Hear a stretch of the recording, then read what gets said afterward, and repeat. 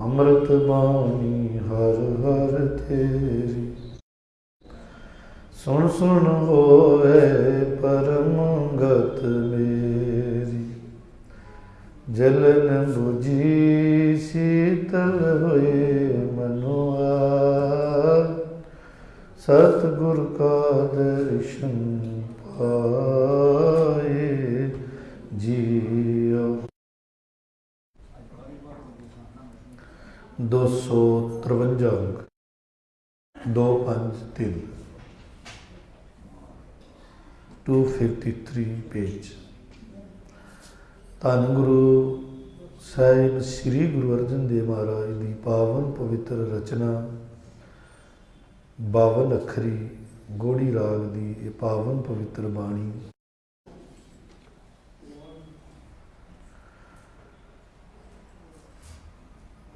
ਜੋ ਅੱਜ ਦੀ ਲੜੀ 'ਚ ਗੁਰੂ ਸਾਹਿਬ ਨੇ ਬਖਸ਼ਿਸ਼ ਕੀਤੀ ਹੈ। ਬਾਣੀ 16 ਨੰਬਰ ਪੌੜੀ ਦੀ ਵਿਚਾਰ ਸਾਂਝੀ ਕਰਵਾ ਰਹੇ ਨੇ। ਨਾਲ ਸ਼ਲੋਕ ਹੈ। 15 ਪੌੜੀਆਂ ਤੱਕ ਪਿਛਲੇ ਪ੍ਰੋਗਰਾਮ ਦੇ ਵਿੱਚ ਸਮਾਪਤੀ ਹੋਈ। ਇਸ ਬਾਣੀ 'ਚ ਗੁਰੂ ਸਾਹਿਬ ਨੇ ਜੋ ਭੇਦ ਰੱਖੇ ਨੇ, ਆਓ ਉਹਦੀ ਸਾਂਝ ਕਰੀਏ। ਪੂਰੀ ਬਾਣੀ ਵਿੱਚ ਨਾਮ ਦੀ ਗੱਲ ਹੈ। ਨਾਨਕ ਕੇ ਘਰ ਕੇਵਲ ਨਾਮ, ਨਾਮ ਦੀ ਗੱਲ ਹੈ। ਪਰ ਨਾਮ ਤੋਂ ਬਿਨਾਂ ਹੋਰ ਅਨੇਕ ਕਰਮ ਨੇ, ਤੇ ਕੋਈ ਵੀ ਕਿਸੇ ਕਰਮ ਨੂੰ ਕਰਦਾ ਹੋਵੇ ਤੇ ਗੁਰੂ ਸਾਹਿਬ ਫਿਰ ਉੱਥੇ ਵੀ ਨਾਮ ਦੀ ਗੱਲ ਕਰਕੇ ਉਸ ਦੇ ਕੀਤੇ ਹੋਏ ਕਰਮ ਨੂੰ ਦੱਸ ਰਹੇ ਨੇ ਵੀ ਇਹ ਨਾਮ ਦੇ ਸਾਹਮਣੇ ਕੁਛ ਨਹੀਂ ਹੈ। ਇਸ ਪੌੜੀ ਦੇ ਅੰਦਰ ਕੁਝ ਜੋਗ ਮਤ ਤੇ ਕੁਝ ਸਨਾਤਨ ਮਤ ਦੇ ਉੱਤੇ ਜਿਹੜੇ ਉਹਨਾਂ ਨੇ ਕਰਮ ਕਾਂਡ ਦੱਸੇ ਨੇ। ਕਰਮ ਕਾਂਡ ਦੇ ਦੋ ਅਰਥ ਬਣਦੇ ਨੇ।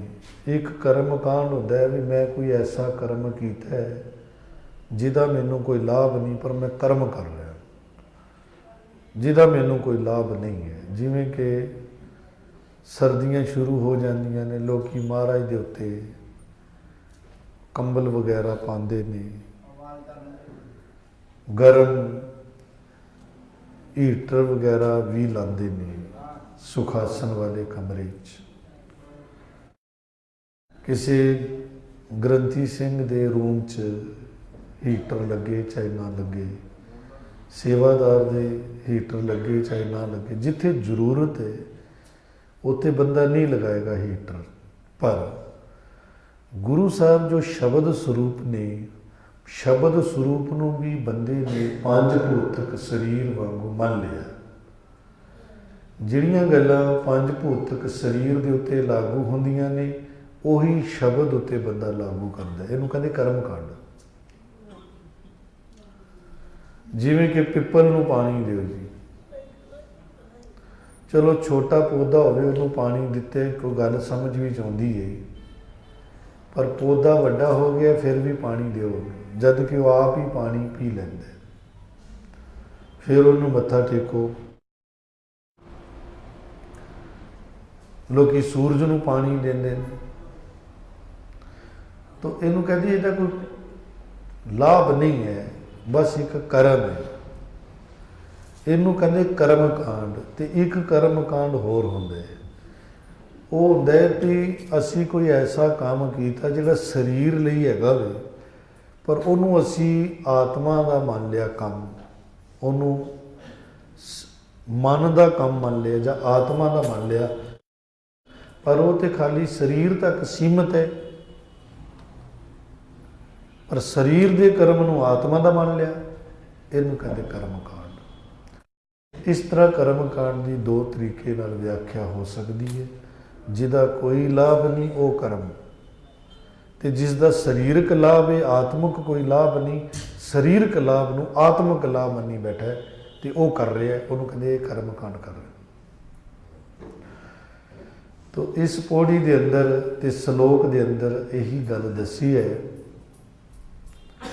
श्लोक के अंदर दुनियावी गल दसी है, दुनियावी प्राप्तियां की गल दसी है,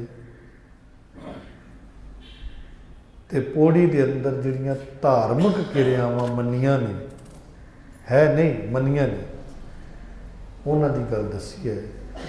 तो ये सामने नाम ते परमात्मा दे नाल प्रीत प्यार इन्हां दोवां दी गल कीती है। परमात्मा नाल प्रीत हो जाए, प्यार हो जाए, तो प्यार पैदा हुंदे नाम तो। ये कह लो कि नाम प्यार है, प्यार नाम है। पहले श्लोक के अंदर विचार सांझी करते हाँ जी। श्लोक अत सुंदर कुलीन चतर मुख ज्ञानी धनवंत मृतक किए नानका जय प्रीत नहीं भगवंत। कोई बंदा अति सुंदर हो, अति सुंदर और अति कुलीन हो, कुलीन कहते उच्ची जात वाला हो, ब्राह्मण कुलीन होवे, उच्ची कुल दे विच पैदा होया होवे, दुनियावी जिहड़ी उच्ची कुल दसी ते बड़ा चतुर होवे। चतुर दा अर्थ हुंदे चारे पासे की खबर रखण वाला चतुर। ते मुख ज्ञानी, मूँह का ज्ञानी भी होवे, ज्ञानवान होवे, मूँह दे नाल वो ज्ञान दियां गल्लां कर सकता होवे, मुख ज्ञानी और धनवंत होवे, पैसे वाला होवे, धनवंत। तो ये करीबन 5 गल्लां नूं गुरु साहब ने इस पहली लाइन के अंदर गिनिया है। एक ये लफज आया है ज्ञानी, और ज्ञानी और ज्ञानी अर्थ ਇਹਦਾ सेम ही है। ज्ञानी और ज्ञानी ये पंजाबी का बड़ा ही औखा लफज है। गंगा गंगे तो ये लफज पहले बोलिया जाता सी ज्ञानी, पर आस्ता आस्ता ये लफज आलोप हो गया, पर बाणी च हैगा भी। आम पंजाबी च नहीं बोलिया जाता गंगा अखर, गंगे अखर की थां ले ली है गगे ने। हुण गगे का इस्तेमाल होंदा, जिथे गंगे का इस्तेमाल करना चाहिए उत्थे गगे का इस्तेमाल किया जाता है, ज्ञानी। पर बाणी दे विच ये इस्तेमाल होंदा है, इत्थे गंगे दे नाल ज्ञानी कहा महाराज ने। एक गल। अगली गल ये है कि ये 5 चीज़ां किसी कोल हैगियां ने, बड़ा सुंदर भी होवे, उच्ची कुल वाला भी होवे, बड़ा चतुर, चतुर मने सियाणा भी होवे,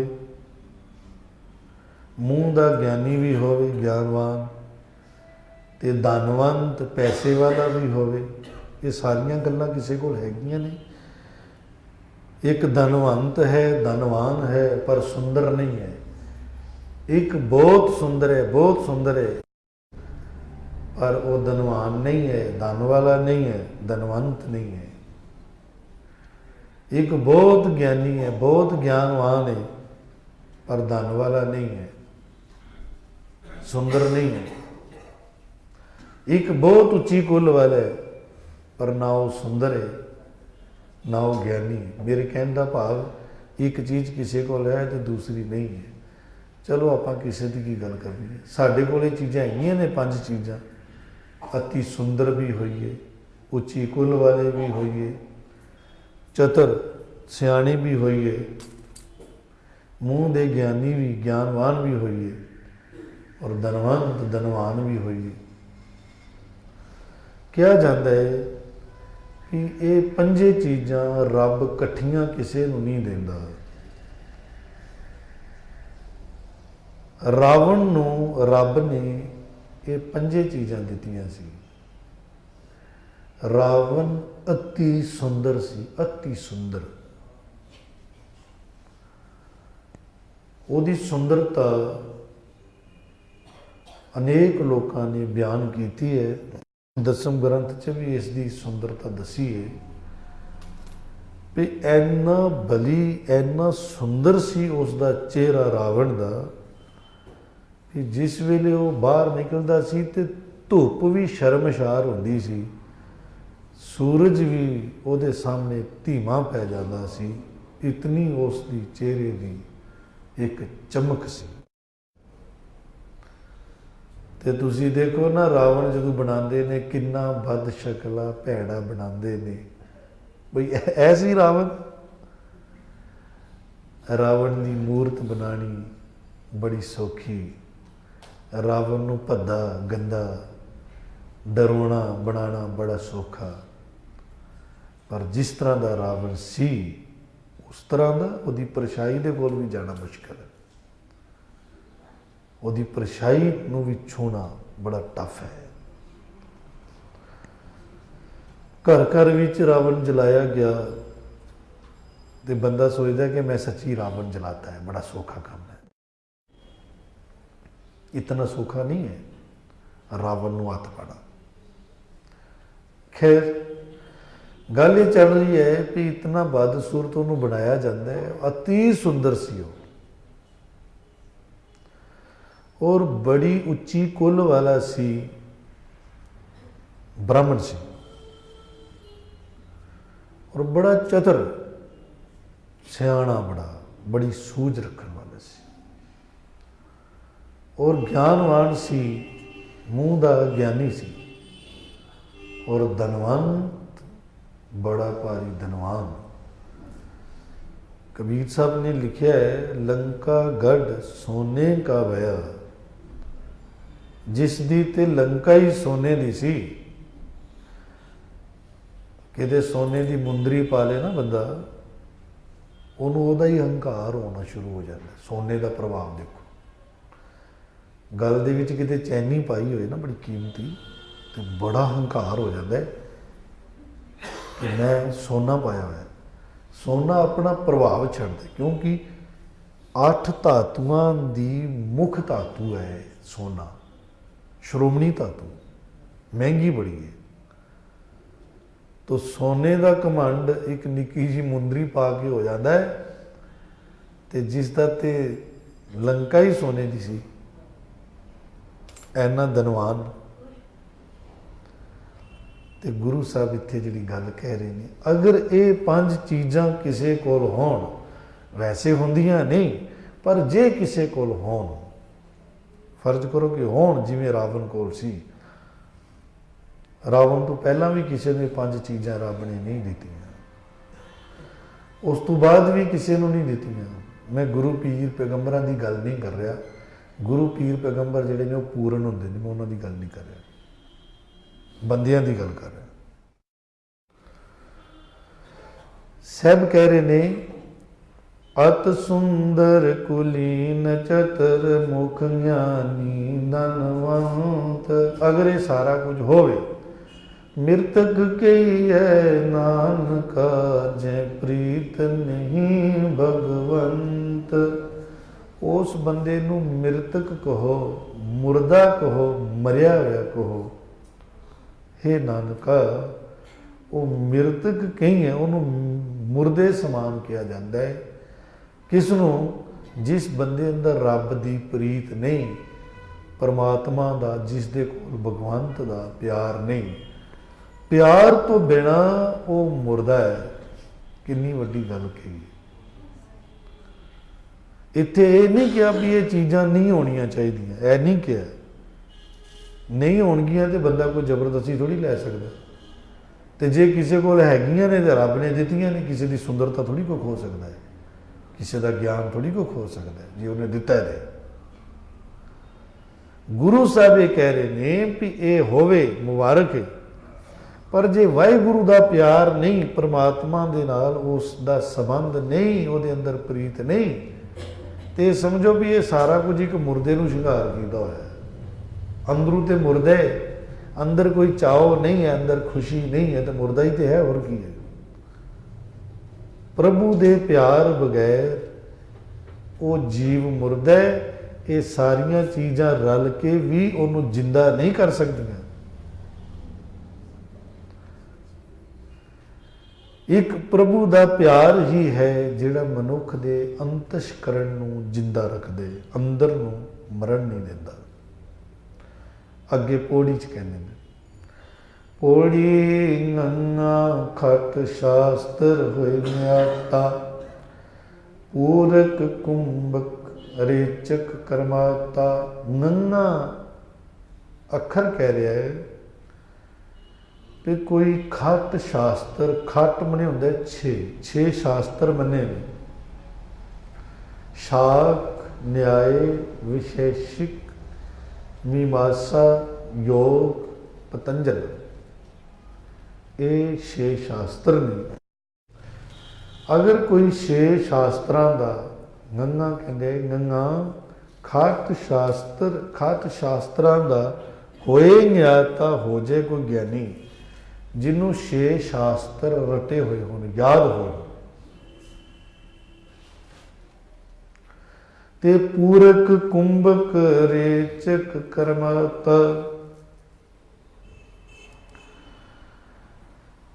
योग मत के अंदर ये दसिया जाता है जिन्हों प्राणायाम कहते हैं। प्राणायाम, प्राणायाम, यम का रोकना, प्राणा नूं रोकना।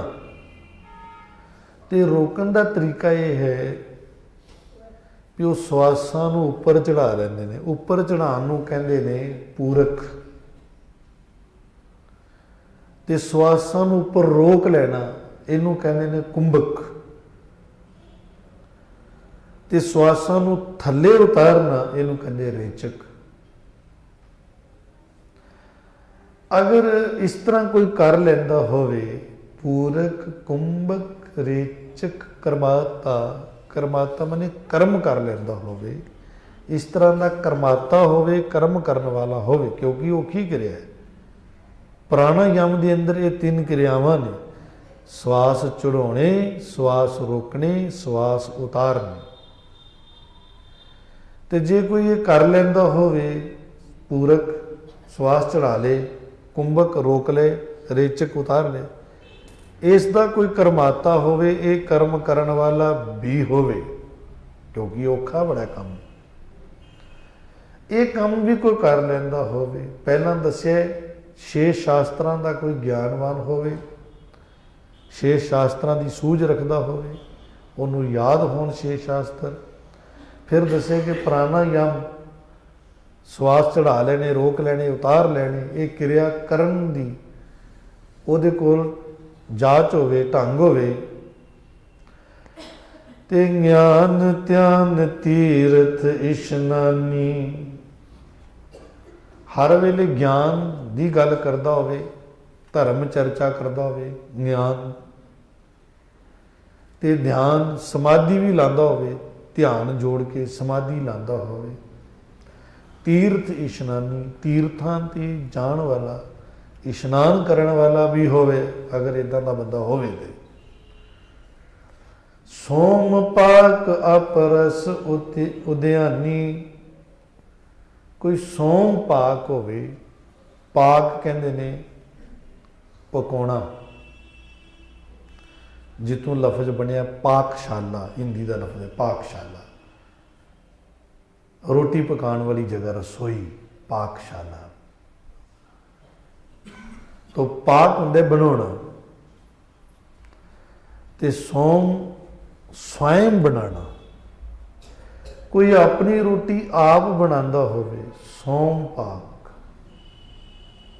कई ऐसे हैगे ने जिहड़े अपनी रोटी आप बनाउंदे ने, किसी दे हत्थ दी रोटी नहीं खांदे।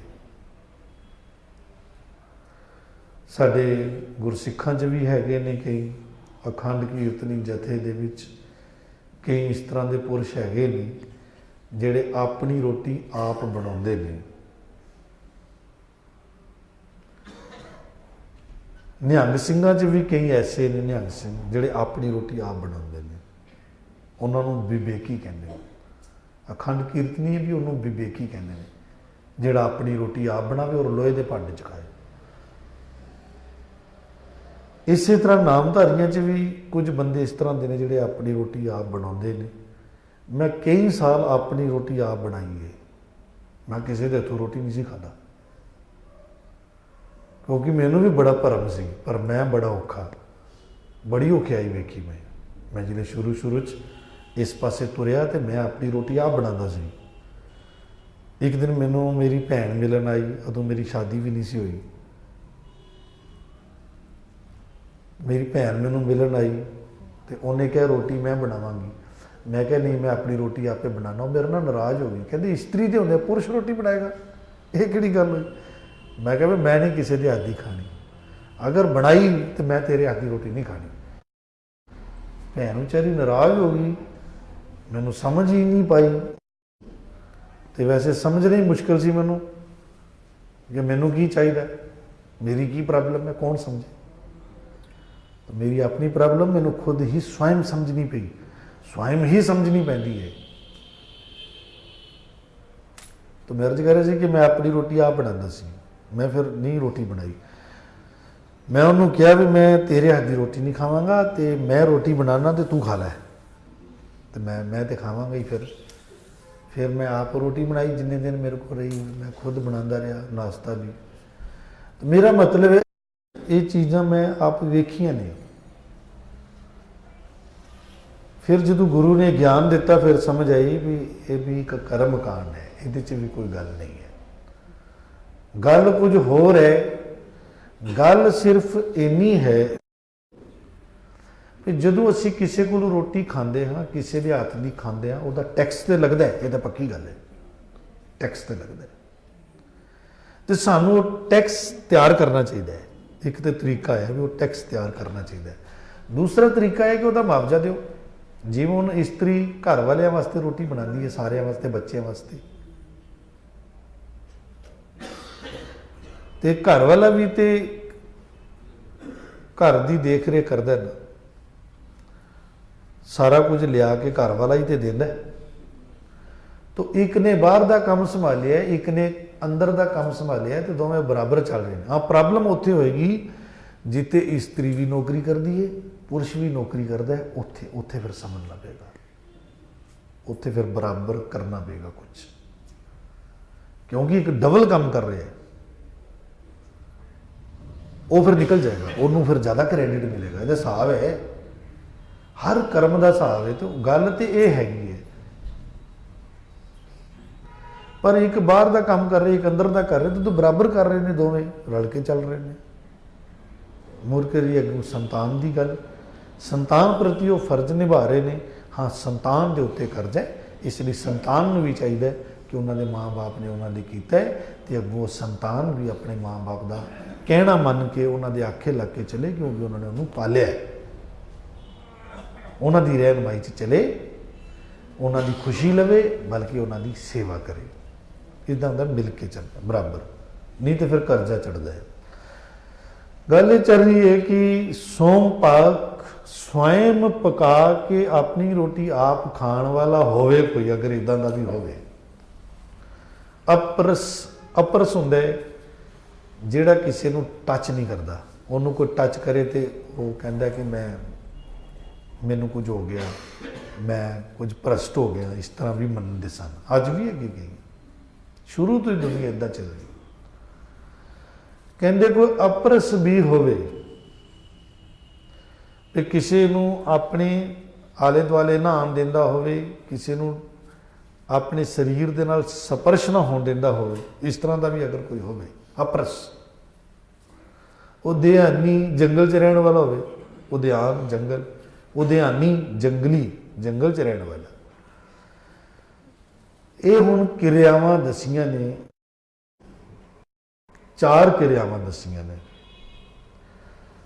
कोई 6 शास्त्रां दा ज्ञानी होवे, प्राणायाम कर लैंदा होवे, ज्ञान ध्यान ध्यान दीयां गल्लां करदा होवे हर वेले, ते तीर्थ इशनानी होवे, ध्यान समाधियां लगांदा होवे, ध्यान लगांदा होवे, स्वयं अपने हाथ की रोटी आप पकांदा होवे, अपरस होवे, किसी को छूंदा ना होवे, ना किसी को छून देंदा होवे अपने आप नूं।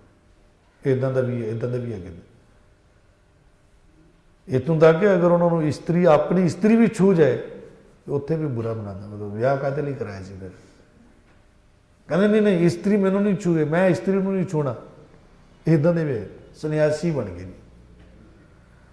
गुरु साहब इत्थे कहते कोई अपरस भी होवे। अच्छा, अपरस के उत्ते बड़ी वड्डी गल है। ऐसे अपरस भी है ने किसी का बच्चा नहीं चुकते, वो कहते बच्चा चुकन का मतलब शरीर ना टचिंग होगी ना बच्चे की, पंजा नहीं बुलाने। अपरस अपरस हुंदे ऐड़े नूं हटाओ, परस परस हुंदा छूना, अपरस ना छूना। कहते को अपरस होवे ना छूंदा होवे किसी नूं ते उद्यानी जंगल च रहन वाला होवे, अगर ये क्रियावां किसी कोल होण ते अगे कहते ने राम नाम संग मन निहेता। कहते राम नाम दे संग ओदा मन ना होवे, मन विच हेत ना हेता ना होवे, हेता मैंने प्यार वाला ना होवे, नाम दे नाल प्यार करन वाला ना होवे, नाम नाल ओदी अटैचमेंट ना होवे, ते यह सारा कुछ होवे। ते कहते भी जो किच कीनो सो अनेता। कहते अगर राम नाम दे संग भाव के नाल, राम नाम दे नाल मन नहीं हेता, मन ओदा प्यार नहीं करता, ते जो कुछ भी उन्हें कीता, फिर जो कुछ भी कीता, जो कच कीनो सो अनेता। अनेता हुंदा जोड़ा नित नहीं है, नाशवंत। नेता नेता हुंदा हमेशा रहन वाला, अनेता हुंदा जिहड़ा हमेशा ना रहे। अज कहना नेता, जिहड़े नेता बड़ी फिरदे, नेता का अर्थ हुंदा जिहड़ा हमेशा रहन वाला है। ये पता नहीं ना कितों पाता नेता, ये हमेशा रहन वाला है, हमेशा दे ओहदे बुढ़े नहीं रहे, बजुर्ग नहीं रहे, कितों रहेगा, नेता बन गया ना, नेता पाता। हाँ आगू मुखिया, चलो बाकियां दा मुखिया तो कोई गल समझ आती है, नेता का की मतलब है, हमेशा रहने वाला। अनेता कहते ये जो कुछ भी इन्हें किया है ये सब अनेता है, नाशवंत है, नित रहन वाला नहीं है इन्हां चों कुछ भी। जो कछ कीनो सो अनेता। ते अगली गल जी कहते हैं ऊं ते उत्तम गनो चंडाला। गुरु साहब का विचार ये हूँ इत्थे अपना विचार दे रहे हैं। कहते ने ऊं ते उत्तम, मैं उन्हां तो उत्तम मनदा, उत्तम गिणदा चंडाल नूं, छोटी जात वाले नूं। मैं चंडाल नूं उत्तम गिणदा, किस चंडाल नूं?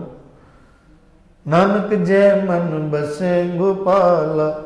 जिस दे मन विच धरती दे पालन वाला मालक वसदे, जिस दे मन विच परमात्मा दी याद है, पर है वो चंडाल, भावें छोटी जात दा है। कहते उन्हां सारियां नालों वो चंगा है क्योंकि उहदे च मन, उहदे मन च वाहिगुरू दी याद है। इत्थे कितनी वड्डी गल दसी है।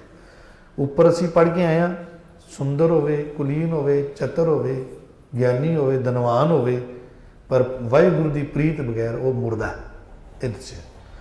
इस तो अगे दसिया कि प्राणायाम करता होवे, छे शास्त्रां दा ज्ञानी होवे, हर वेले ज्ञान चर्चा ध्यान लगांदा होवे, तीर्थ इशनानी होवे, स्वयं रोटी बनाने वाला अपरस होवे, उद्यानी होवे। ये सारियां गल्लां कह के कहते जे उहदा राम नाम दे नाल प्यार ही नहीं हैगा तो जो कुछ भी कर रहा ना वो नाशवंत काम ही कर रहा है, नाशवंत चीज़ों नाल ही जुड़िया होया है। इन्हां चों कोई चीज़ उहदे नाल निभण वाली नहीं, सब नाशवंत है। ये गल कह के कहते ने इन्ना कुछ करन वाला होवे तो एक पासे वो चंडाल जिसनों ना ज्ञान है ना कोई ने शास्त्र पढ़े ने, तो वो उत्तम गिनिया जाता। कहते मेरी निगाह च उन्हां नालों वो उत्तम है क्योंकि उस दे मन विच वाहिगुरू की याद है। क्योंकि वाहिगुरू की याद बगैर जीव निर्मल नहीं होता, पवित्र नहीं होता। जिस दे मन च गोपाल, गो मने धरती, पाल मने पालन वाले, गोपाल परमात्मा जिस दे मन च वसदे हन,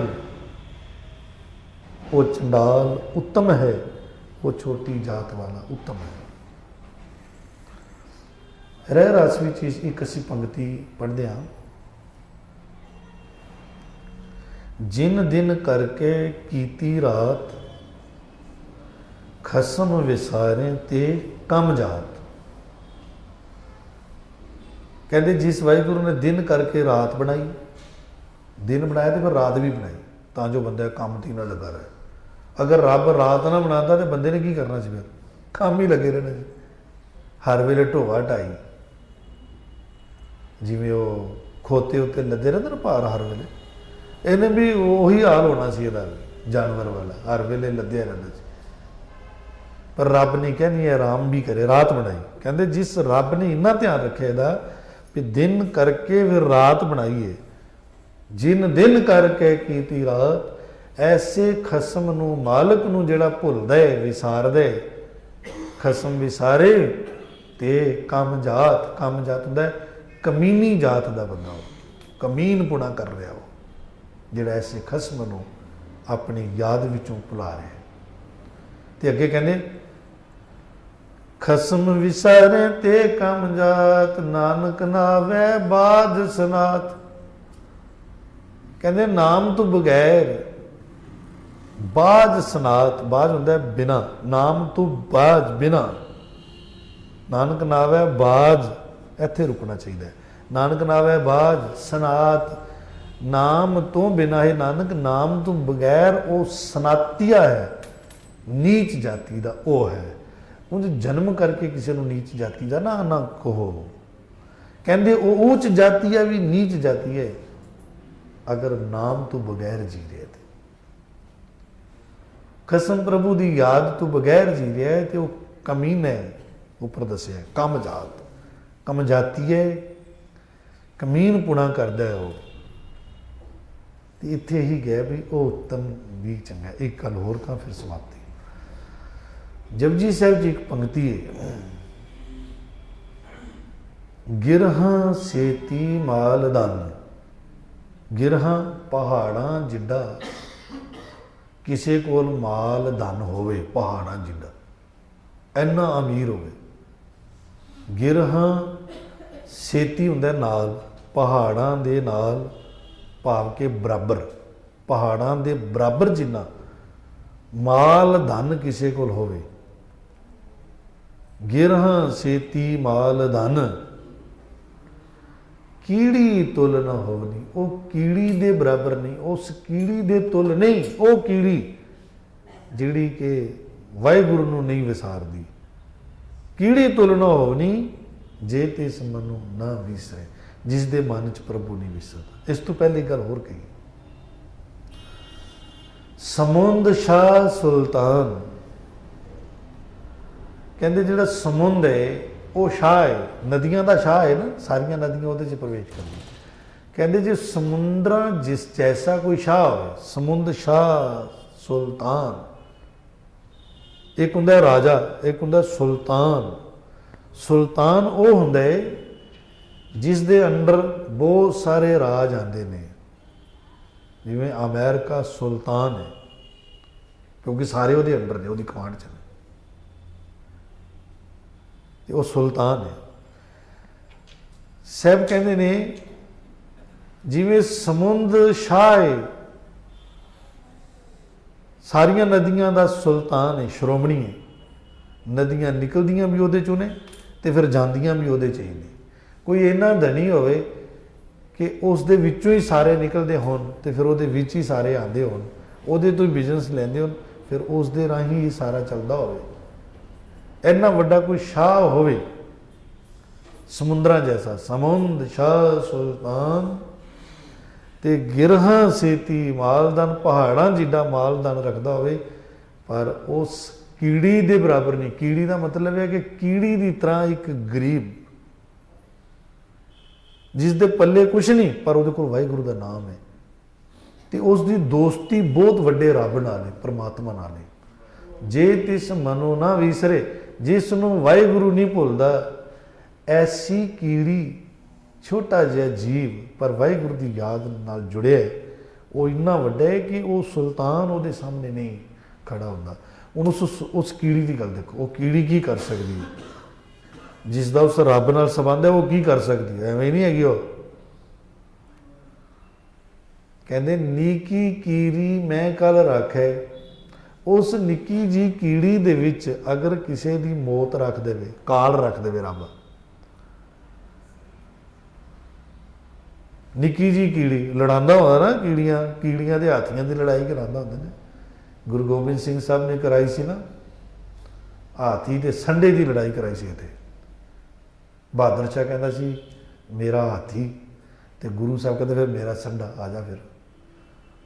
पता नहीं की संडे नूं थापड़ा दी उन्हें हाथी की, वो हालत की भी देखते रह गए सारे। इत्थे दमदमा साहिब दिल्ली की गल है। गल है भी निकी कीड़ी च अगर वो किसी का काल रख दे, निकी कीरी मैं कल रखे भस्म करे लश्कर कोट नाक, करोड़ों का लश्कर आ जाए सामने, कले सामने, वो तबाह कर देगा।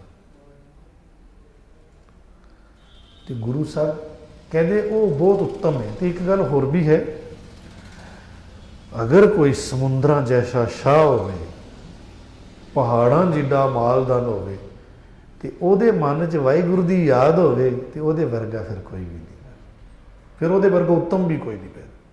फिर भगत वड्डा राजा जनक है, गुरमुख माया विच उदासी।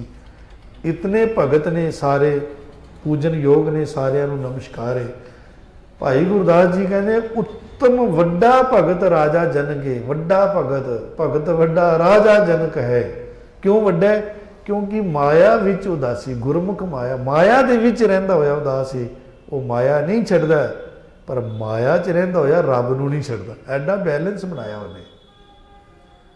इस तू वड्डा फिर मायाधारी अगर भगत होवे तो उस वर्गा फिर है भी कोई नहीं। यह भी गल है, तो नहीं है तो फिर यह गल हैगी इत्थे जी दसी है। आओ इस बाणी नूं पढ़ लीए फिर समाप्ति।